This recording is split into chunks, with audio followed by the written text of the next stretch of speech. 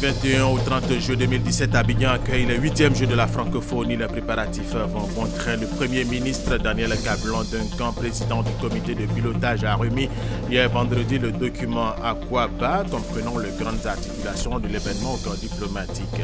La Côte d'Ivoire produit 180 000 tonnes de mangue et en exporte seulement 10 000. Les pertes oscillantes 30 et 40%. Nous en parlons dans cette édition. En Libye, 5 personnes ont été tuées hier vendredi, 11 autres blessés par des tirs d'obus sur un rassemblement à Benghazi dans l'est du pays.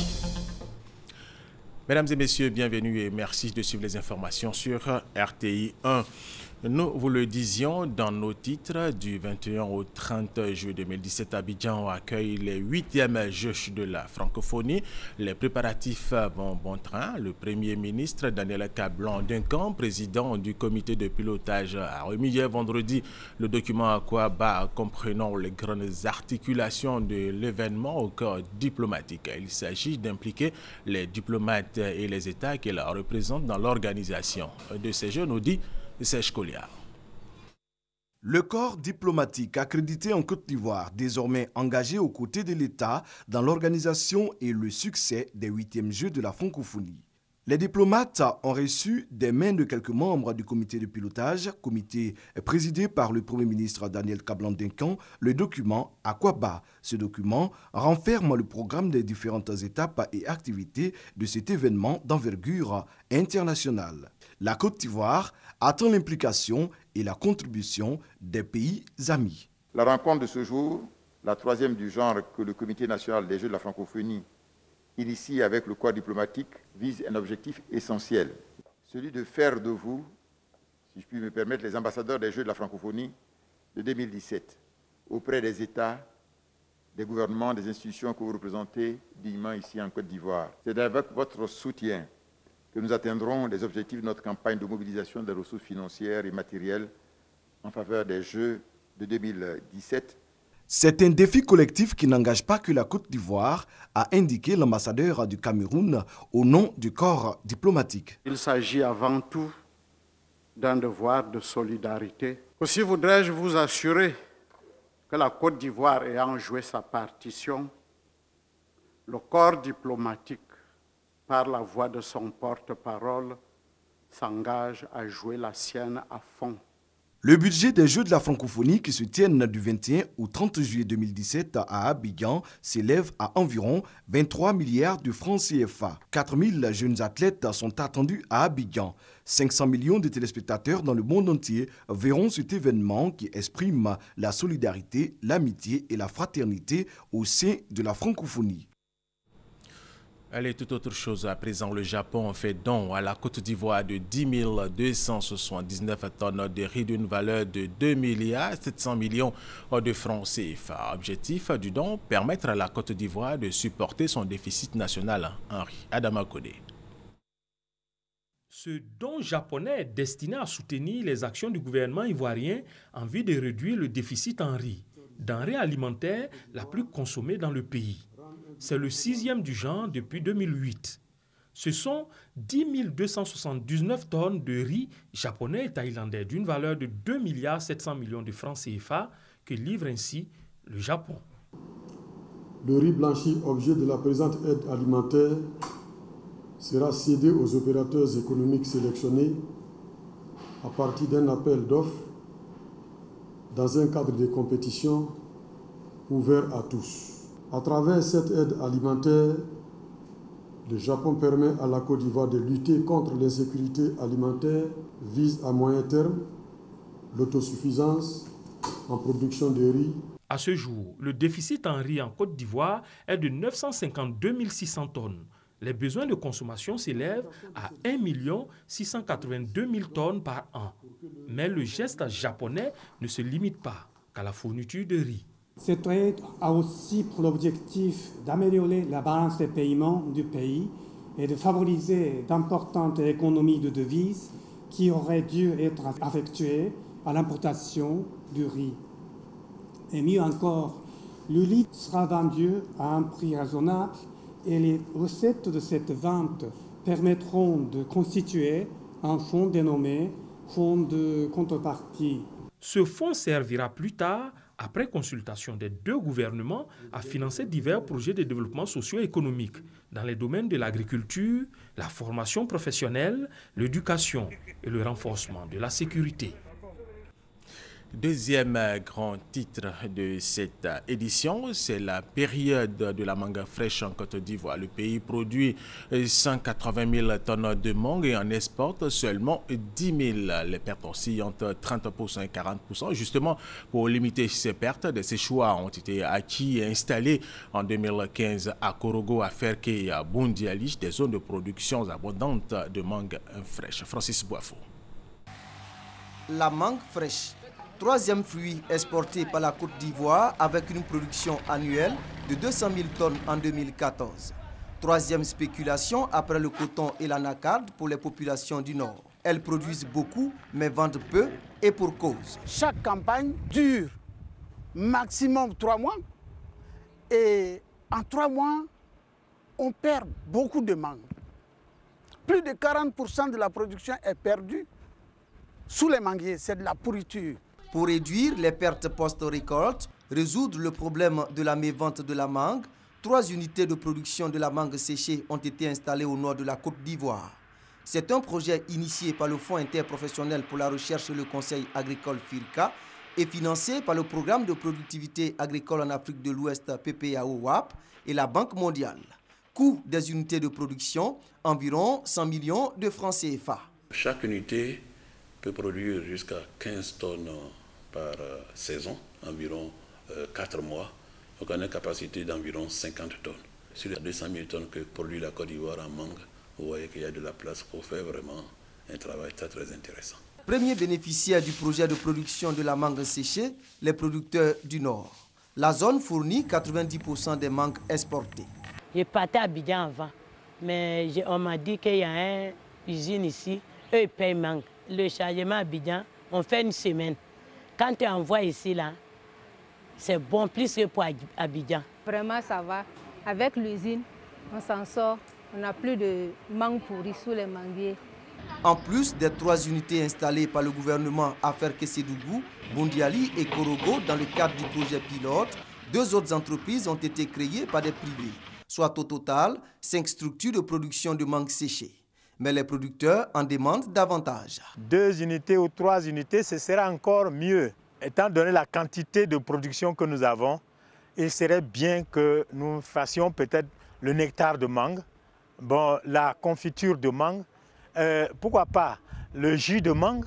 Alors si nous avons tout cela, en plus de la mangue séchée, vous allez voir que la mangue va manquer et ça va inciter davantage beaucoup de producteurs. D'où l'appel des responsables du FIRCA aux opérateurs économiques. Toutes ces actions que le FIRCA a menées à travers donc, le PPAO-WAP, c'était de montrer aux opérateurs du secteur privé qu'il y avait une possibilité pour une quantité importante de mangue d'être transformée. Donc un message est lancé aux opérateurs pour pouvoir prendre le relais de cette action pilote qui a été menée. Autre défi majeur, les déchets générés par la transformation de la mangue et surtout la lutte contre les insectes ravageurs. Ces insectes sont responsables des pertes enregistrées durant la production. La Côte d'Ivoire a été même sous menace les années passées d'embargo de notre mangue suite aux différentes apparitions de ces mouches-là sur les mangues exportées. Le président de la République a débloqué un montant de près de 1,7 milliard l'année passée pour traiter tout le verger ivoirien. Et ce qui nous a permis de réduire nos interceptions, c'est-à-dire les quantités, les fréquences de mangue d'envoi infectés de 62 à moins de 10. Deuxièmement, élément, que la filière qui est organisée cotise au FIRCA pour permettre d'avoir suffisamment de financement pour traiter chaque année notre verger. Troisièmement, le ministre donc a saisi la Banque mondiale et l'Union européenne pour mettre un programme structurel pour lutter contre la mouche des fruits. Toutes ces actions vont consolider la position de la Côte d'Ivoire. Premier pays africain exportateur de mangue fraîche sur le marché européen, 3e exportateur mondial. Son ambition, s'affirmer sur le marché de la mangue séchée. La demande est estimée à 700 tonnes en Afrique de l'Ouest et plus de 5000 tonnes dans le monde selon le FIRCA. Il est aussi envisagé par le ministère de l'Agriculture la transformation d'autres fruits et produits agricoles pour une forte valeur ajoutée. Seulement 20% de la production nationale agricole sont transformés. La politique nationale au niveau du ministère de l'Agriculture, c'est de produire et de transformer maintenant le maximum de nos produits sur place en Côte d'Ivoire, créer de la richesse et réduire la pauvreté. Et cela s'est fait pour les produits d'exportation et les produits vivriers. L'objectif du gouvernement est d'aider à l'augmentation des revenus des producteurs et permettre à la Côte d'Ivoire de tirer le maximum de profit des produits agricoles. Francis Boifo, autre sujet sur les 1500 membres que compte la Confédération générale des entreprises de Côte d'Ivoire. Environ 5% seulement sont des femmes. La commission entrepreneuriat féminin de la CEGCI a été instruite par le président du patronat Jean-Kakou Diago à l'effet d'inviter chez les femmes entrepreneurs à adhérer à la CEGCI. Les femmes entrepreneurs invitées à adhérer à la Confédération générale des entreprises de Côte d'Ivoire, CEGCI. La présidente de la commission entrepreneuriat féminin justifie cet appel par les avantages liés à l'adhésion. Elle gagne parce qu'elle bénéficie des expériences des autres. Elle gagne parce qu'elle bénéficie des formations. On peut avoir besoin de quelque chose à son niveau, mais peut-être seul on n'a pas la solution. Mais avec un ensemble de compétences réunies, on arrive à pouvoir résoudre ça. On peut avoir des marchés parce que c'est le réseautage d'abord, c'est le développement sud-sud que nous faisons. Déjà, les femmes se mobilisent. Elles ont l'ambition d'augmenter leur proportion qui est seulement de 5% dans les fichiers de la Confédération générale des entreprises de Côte d'Ivoire. Nous allons suivre la procédure pour adhérer. Je veux aller de l'avant et grandir comme toutes ces sociétés qui embauchent aujourd'hui 50, 60 personnes, voire 100. Pourquoi pas moi? Peut être membre de la CEGCI, toute entreprise légalement constituée, en règle vis-à-vis de l'administration ivoirienne, qui accepte de verser la somme de 500 000 francs CFA pour le droit d'adhésion et de lever une cotisation annuelle en fonction de son chiffre d'affaires, après analyse et validation des dossiers soumis au conseil d'administration du patronat. Autre information, la brigade de la direction de la police des stupéfiants et des drogues a démantelé à Noé un réseau international de trafic de drogue entre la Côte d'Ivoire et le Ghana. Le présumé maillon de ce réseau a été interpellé avec en sa possession 101 kg de cocaïne destinée au marché ivoirien. Plus de détails avec Abou Sanogo. Un réseau international de trafic de drogue entre la Côte d'Ivoire et le Ghana démantelé.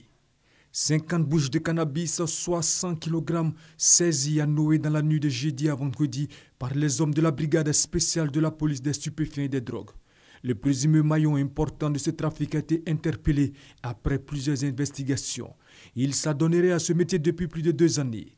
Ces 50 bouches de cannabis d'une valeur de 1 million de francs CFA devraient être écoulées sur le marché ivoirien. Il y a les 2 frères, moi je connais propre, ils sont venus chez moi. Que non, il y a les Mogos qui cherchent Kali. C'est ça, il dit, oh, si c'est ça, moi, il peut trouver aussi pour eux ici. L'homme ne sait pas que c'est comme ça a devenu, mon vieux. Moi, je suis un jeune. Pardon, mon vieux. Il demandait pardon, grand pardon même. L'opération a été rendue possible grâce à l'exploitation de renseignements qui a permis aux enquêteurs de la brigade spéciale de la police des stupéfiants et des drogues de mettre le grappin sur l'un des membres de ce réseau. Il nous a donné des informations sur le Ghana et puis en Côte d'Ivoire. Les enquêtes vont permettre d'interpeller ces derniers-là. Nous avons déjà saisi Interpol qui va se charger du côté ghanéen et puis nous-mêmes nous chargerons du côté ivoirien. C'est pourquoi je lance un appel à la population pour qu'il y ait un collaboratoire franche avec la direction de la police des stupéfiants et des drogues. L'individu sera remis entre les mains de la justice pour répondre de ses actes. La police espagnole a annoncé hier vendredi le démantèlement d'un réseau international piratant les messageries électroniques de chefs d'entreprise pour leur soutirer des centaines de millions d'euros au bénéfice de Nigérians. 44 personnes ont été détenues, 43 en Espagne et une au Royaume-Uni, dont les 17 plus hauts responsables du réseau. Le montant des fonds obtenus frauduleusement allait de 20 000 à 1,8 million d'euros, soit entre 13 millions et un peu plus d'1 milliard de francs CFA. Les acteurs du transport de la commune de Yopougon veulent professionnaliser davantage leur secteur d'activité. Ils viennent de doter tous les chauffeurs de tenues qui permettent de les identifier. À travers cette initiative, ils veulent mettre fin au désordre qui règne dans ce secteur d'activité. Vénance et Magnamien. Le bleu et l'orange comme couleur des uniformes des chauffeurs de taxis communaux de Yopougon.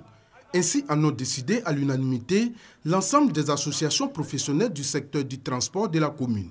Dans quelques semaines, les clients devront s'assurer que le chauffeur porte bien cet uniforme avant de s'aventurer dans sa voiture. En tenue bleue, on porte lundi matin, mardi matin, mercredi et jeudi. Vous allez trouver badge sur son cou. Si ce chauffeur a posé un comportement quelque part qui n'est pas bon, il a la lettre L. Tout de suite, quand on nous donne la lettre L, quand on rentre dans nos barres de données, voici comment ça sort. Ainsi, les professionnels du transport de Yopougon veulent assainir davantage leur milieu. Selon eux, les plaintes pour vol et pour mauvais comportement des chauffeurs à l'égard de leurs clients sont enregistrées quotidiennement. Il s'agit donc, à travers cette initiative, d'extirper les mauvais grains de leur corporation.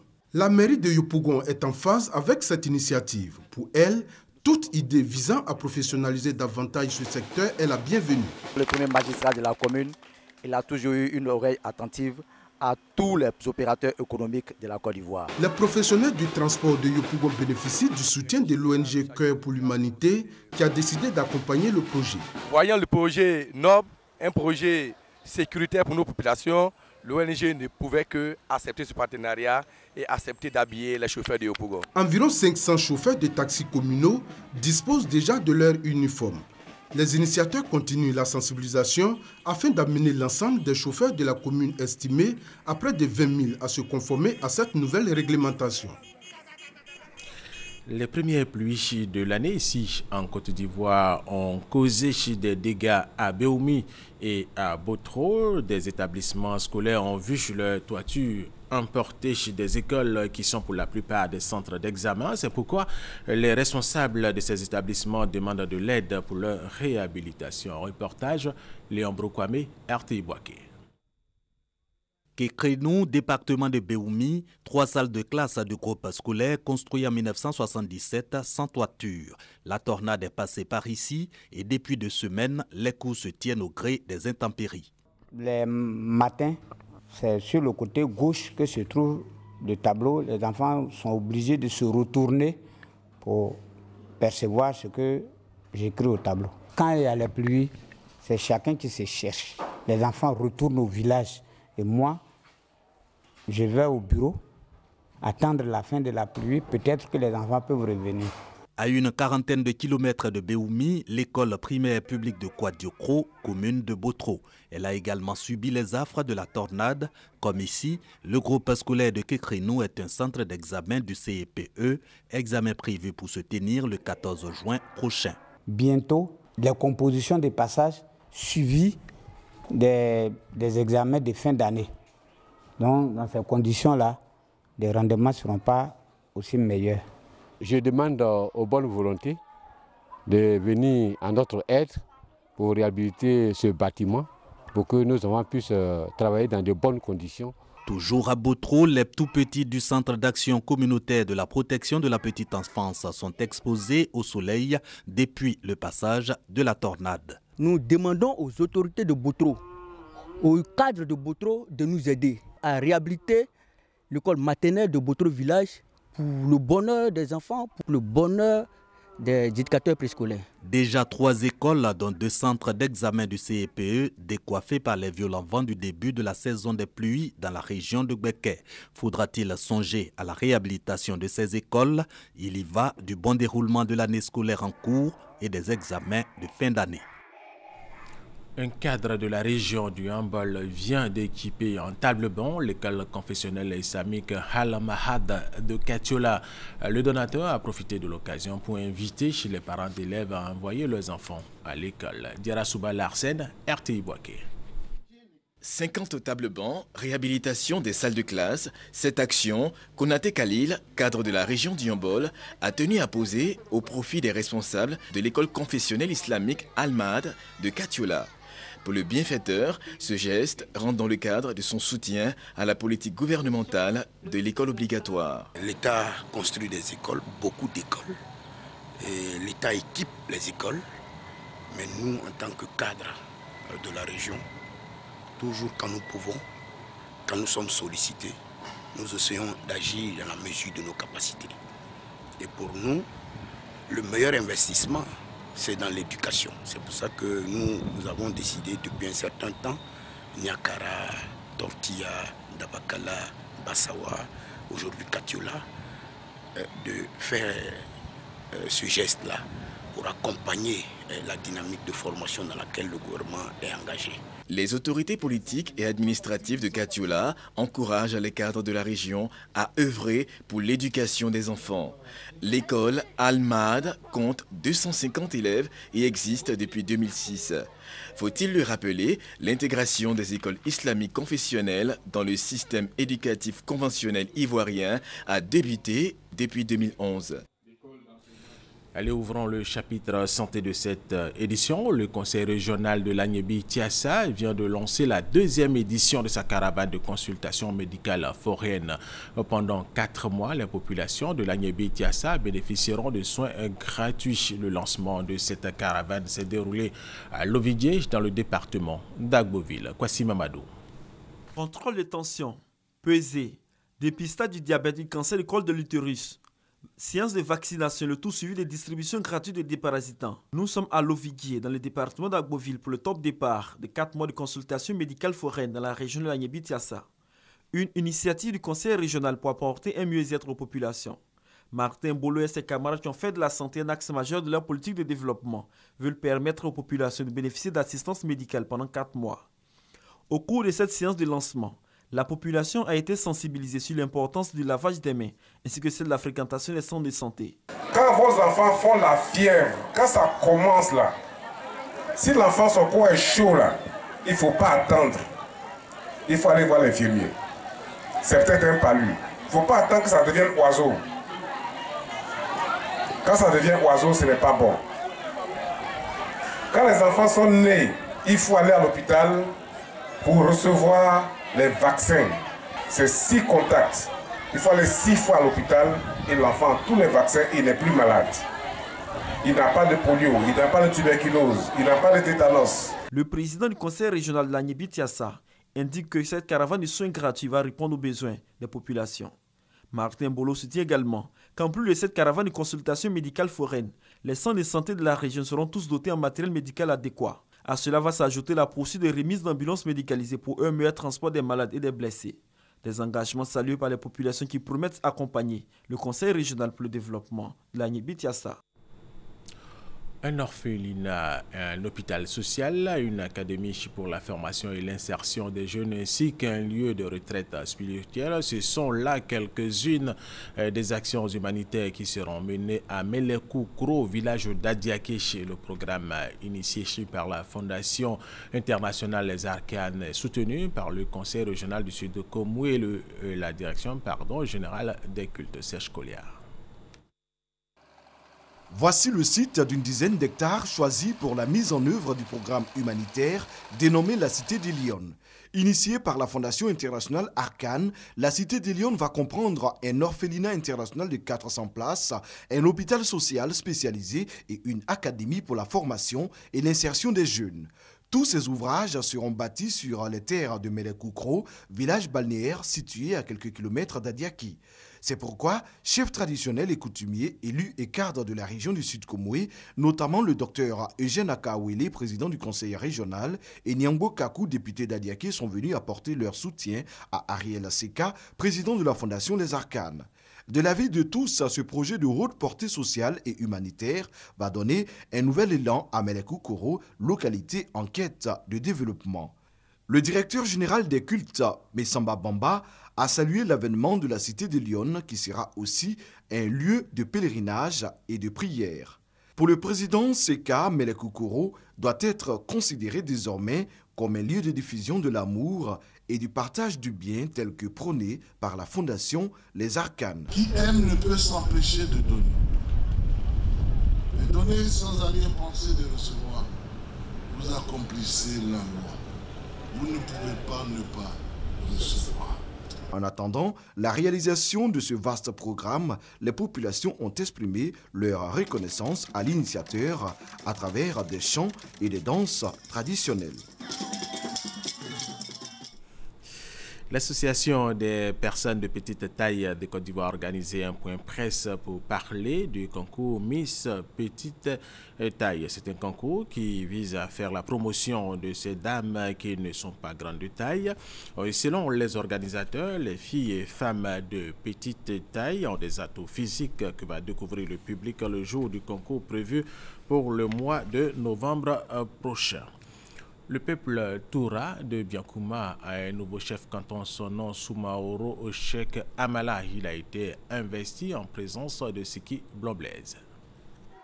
Près de 20 ans après le règne de son père, Mustapha Soumaoro, Cheikh Amala Soumaoro hérite de la chefferie du canton Toura dans le département de Biankouma. Il a été choisi unanimement par les chefs de village et de tribus du canton Toura. C'est à Pata, son village natal, que Cheikh Amala Soumaoro a été intronisé. Intronisation faite par Siki Blanc-Blaise, député de Mansou Préfecture. Le parlementaire a saisi l'occasion pour exhorter le nouveau chef à s'aimer l'union, l'entente et la solidarité dans le canton Toura. Seule condition pour que ce canton bénéficie des actions de développement du président Alassane Ouattara. De même, Siki Blanc-Blaise a appelé le peuple Toura à soutenir son nouveau chef de canton. Âgé de 50 ans, le nouveau chef du canton Toura est un exploitant agricole. Il est marié et père de 12 enfants. Outre la paix sociale, le règlement des conflits terriens et la révalorisation du patrimoine culturel Toura sont entre autres défis qui l'attendent. En Libye, 5 personnes ont été tuées hier vendredi et 11 autres blessées par des tirs d'obus sur un rassemblement à Benghazi dans l'est du pays. Les obus étaient tirés depuis le nord de Benghazi, une zone sous le contrôle de groupes armés opposés aux forces loyales à Khalifa Haftar. Un gigantesque incendie de forêt s'est déclenché le 1er mai à Alberta, au Canada.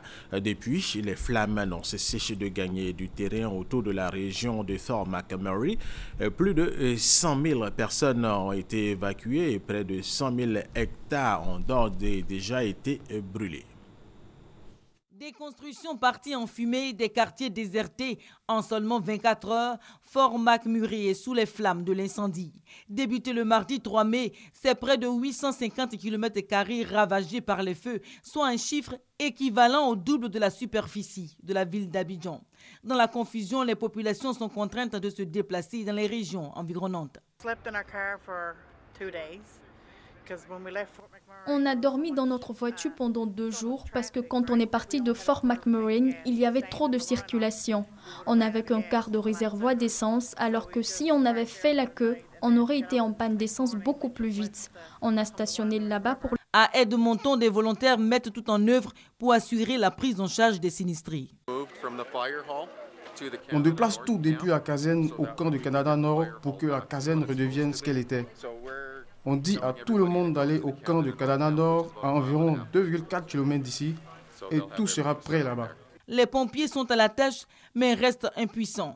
Les flammes sont si dévastatrices qu'il leur faudra, selon un expert en feu de forêt, l'aide de la pluie pour estomper la progression du feu. Mais déjà, les populations veulent regagner leur demeure.